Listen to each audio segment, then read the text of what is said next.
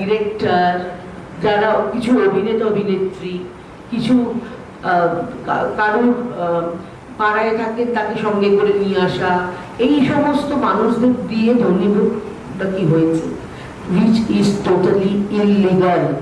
এবং সবচেয়ে বড় কথা, আমাদের যিনি সেক্রেটারি তার উপরে যেভাবে অত্যাচার করে, আমি যখন সেখান থেকে উঠে আসার পরে সেক্রেটারিকে যেভাবে অত্যাচার করে তাকে জোর করে লেখানো হয়েছে, এটা লিখুন ওটা লিখুন, এবং যখন সেক্রেটারি বলছেন আমাকে জোর করে লেখানো হচ্ছে, তার কাছ থেকে খাতা টেনে নেওয়া হচ্ছে, সেই ফুটেজও আমাদের কাছে আছে।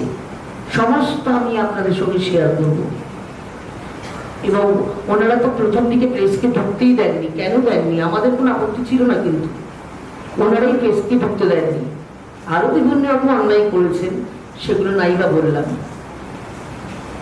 তো আমাদের তো কোনো অসুবিধা ছিল না, যা হতো সব প্রেসের সামনে হতো, এতদিন তো সব প্রেসের সামনেই হচ্ছে।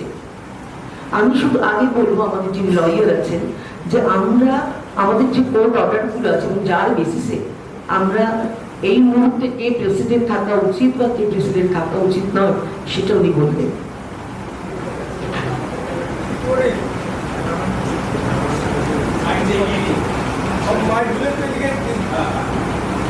চলে আসছে তো সামনে।